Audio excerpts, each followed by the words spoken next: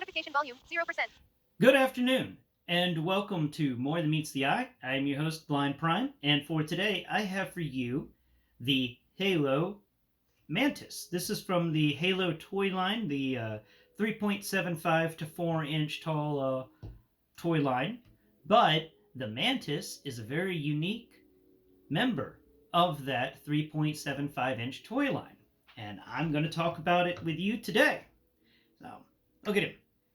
This is the Mantis. He is a very, very tall mecha.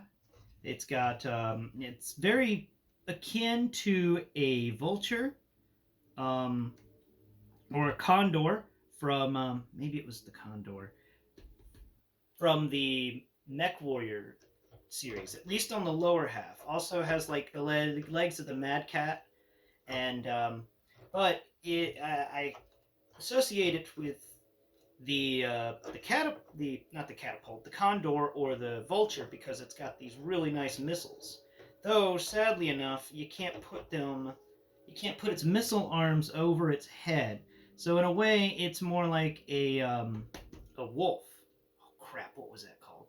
It was like the baby Mad Cat. You know, the Mad Cat without the huge missile pods on the back. Anyway, this is a really well done mecha. Apparently, this comes in the new Halo Infinite video game. This may be a vehicle that you can drive or something. And I'm like, why? Why is it that, years after I go blind and can't play Halo anymore, that Halo finally gets a mecha? What is this? What is this? This is just. Ah, it's, it's hideous. That's what it is. Yeah. Yeah, the fact that Halo has a mecha now and I can't play the game. It's terrible. All right, so the mecha here stands a pretty good height. It's got the backwards pointed legs that you would find, and it's an interesting backwards pointed legs because they also go forwards and then backwards. So in a way, this thing has double knees. It's just that the knees are very long knees.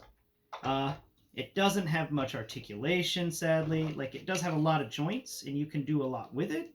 Like, you've got two separate movable joints up in the in the waist area that will allow the legs to do some really crazy stuff, like making the mech super tall. Like, see, I'm just going to do that real quick. I'm going to make the mech super tall. Yeah. It doesn't... There it goes. All right, come on. You can actually get this guy to be pretty tall. You can pretend that it's another type of mech, but it would take a little bit of work. These joints are very stiff. All of the joints are very stiff. He's got a nice big joint in each knee that's ratcheted slightly, a soft ratchet there, and I'm just putting him back to his other position. And he's got the long bar joint in the right at the waist, so that in a way he's got three knees in an odd sort of fashion. And he does have the nice foot articulation. So there's you can rotate the foot, and it has slight tilt. It can move just a little bit in a few directions. Like, it's not a very big tilt on those feet. But the feet do have the ability to spin, I'd say 250, 260 degrees or so. Not a full 360, but close enough. It's also got this, the plastic that you feel out of this guy. It's a mixture between really nice plastics and very fragile plastics. There's been a few times where I've stressed some joints, and the joints have, according to my roommate, shown a little wear on them already. It's very important to be careful whenever you're moving this guy's joints around. They are a bit stiff, and the plastic is a bit fragile, and that's a major negative on the Halo Mantis, is the fragility of this plastic. I mean, it can handle a fall. I know that. No toy sold in America can't handle a fall, but it can't handle you stressing the plastic too much. You'll get those warpings, and it may actually crack. which isn't good for you if you want this for your collection. So, back to discussing, he's got these nice pieces of sleek armor that run on the tops of the legs and on the sides, and then they run down to the area where the feet are. And the feet actually have, since that's another crazy ankle joint for more of that chicken-legged mecha goodness, it has this cool shields and one on each leg that come up from the ankle, and they have little cutouts in them, and they actually assist slightly, but they do assist in holding the mech in a nice stable position. Those are really nice to have, and I was very happy to see that thought out. The big negative to this guy, other than the fact that the plastic feels a bit fragile, is his center of weight. His center of gravity is a bit off. It's very hard to get the center of gravity going, and yeah. So let's move on to the arms. I talked about them a minute ago. So on the left hand arm, you've got 1, 2, 3, 4, 5 tubes, which I assume are missile tubes. So, I assume they have like one missile each, or they're a cluster bunch, or they create some sort of particle beams. I don't know. This is a new vehicle to me. I didn't even know such a thing existed in Halo until Articulated Ninja's video where he talked about it, and I went, what is this? I must know. I must know more information. By the way, I've linked Articulated Ninja's review of this, the 1/12 scale mecha that I discovered, and actually you pointed me on the path of this. So if you wanted to watch his review on this, it's in the link below in the description of the video. Check it out.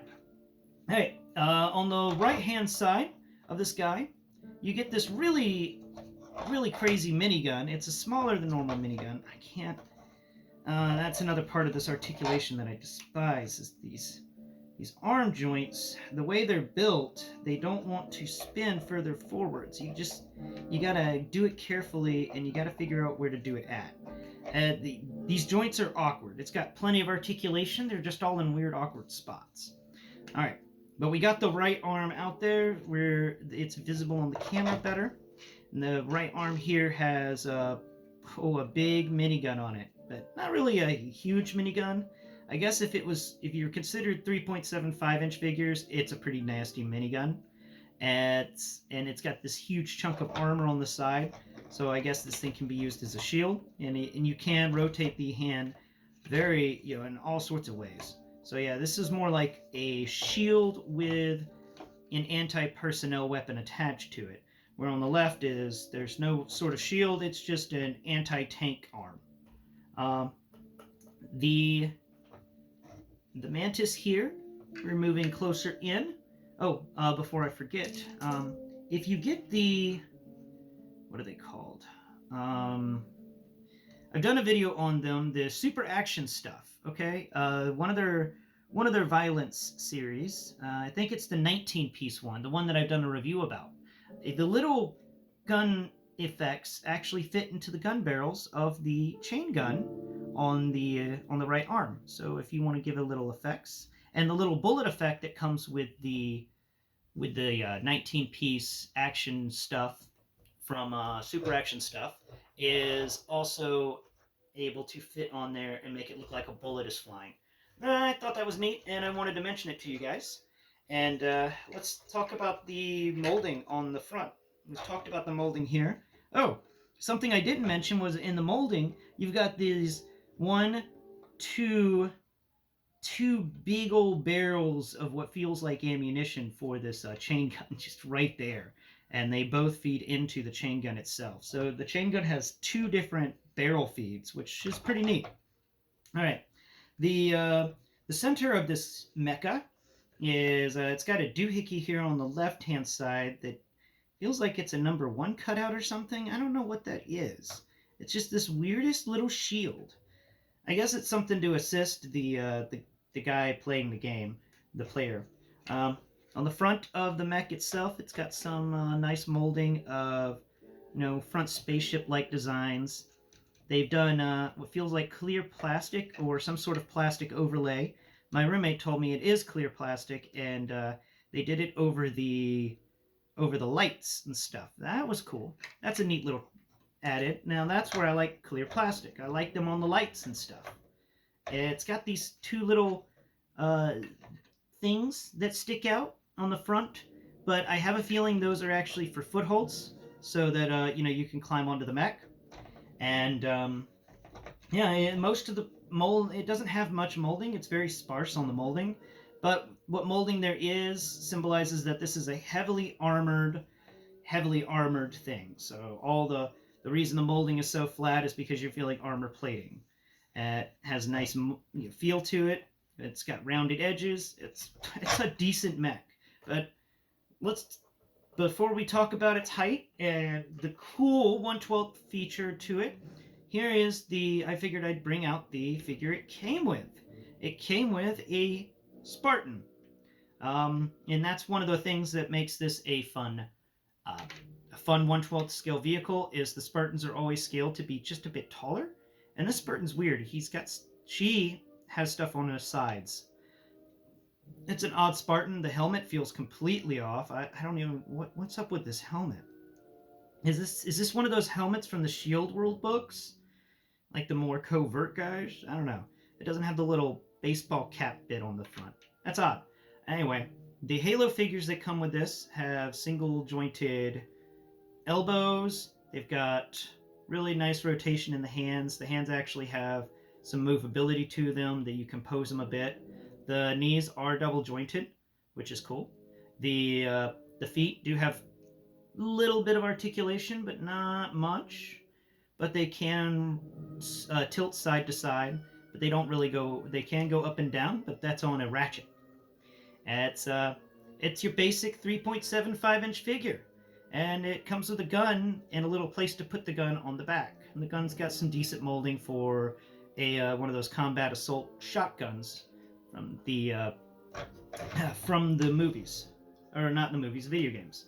And if you have yourself a HISS tank, like I do, you can put your Halo figure right in there. And all you need to do is make sure her feet fall into the footwells. And there you go. Now you got a Spartan commanding the guns on a HISS tank. Okay, let's get back to it. I'm spending a lot of time describing this thing. It's big. It needs a lot of time to describe. Here's the panel to discuss its height. Let me get the panel in the correct way. There we go. Boom. And the panel is too small. But we can easily fix that with a bit of ingenuity. Alright. Put the panel higher up. There we go. And then cut your finger across on the top. And we've got it. Okay. Rough estimate of... What is that? 7, 2, 3, 4, 5, 6, 7. Okay, so 7 studs plus 32 studs is 39 studs tall. This thing is 39 studs tall whenever it's perfectly balanced. Now, finally, we're going to get to the 1/12 scale featuring. So the cockpit is actually on the kind of the back end of it. We're going to spin it around a bit and lay it down just a tad bit so you can see, if you can see, I've got a Lady J in here right now, and she's folded in there pretty well. You have to bend her knees a bit and bend her arms so that her arms fit on either side. And no, she fits in there very nicely, and it actually shuts and locks in place. I'm using the Lady J because she's the one female figure that doesn't have a lot of hair action going on, and it's easier to put her in tight confines because you don't have to worry about the extra hair. That's a really nice thing. I put the baseball cap on her for this. And let's get our new guy out here. Where are you at, new guy? Oh. First off, for more size comparisons, we've got the Ram Cycle. The Ram Cycle that I did a review on just recently. And we're going to drive it in front. There we go. Now the Ram Cycle actually, look at that. Look at that scaling. The breaker, who's on top of the Ram Cycle, actually can, he fits just about, the top of his head is almost equal with the top of the waist on the Mecha, while he's on the motorcycle. And I think that's some pretty good scaling for a ground-based assault mecha like this. You know, it's unreasonable to have them insanely large, but one that's this size that can get over rocks and terrain that's rough, you know, even such a terrain that this motorcycle could handle, but bring the weaponry and armor that this motorcycle lacks. That's where it's at. All right, Breaker and your Ram Cycle and Flint, y'all go away. And let me set you off over here to the side and bring out our big boy, our new guy, our size comparison master here, Mr. Bat.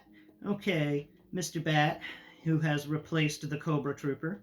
If I put the Bat right next to him, the Bat stands up to the halfway up this weird front shield thing. It has a big lamp on the front of it, by the way. It's got a light at the very bottom of it. That isn't an articulated light. That's a missed opportunity. But the Cobra Bat fits there. Okay, put him in front. Cobra Bat is big, but Mecha is larger. Yeah. The Cobra Bat standing directly in front. His head will go most of the way up this this weird armor piece on the front area between the legs of the mecha. And finally, for the final size comparison, we have Timber the Wolf. There we go, Timber. Timber. There you go. All right, raise. Let's see how much can we do. There we go. Yeah, Timber. Yeah, Timber. You do it. You do it. You get at it. Raise Timber's left leg a bit, and there you go, guys. There's a nice pose for Timber the dog peeing on the foot of a mecha. That's right. That's a good dog. Okay.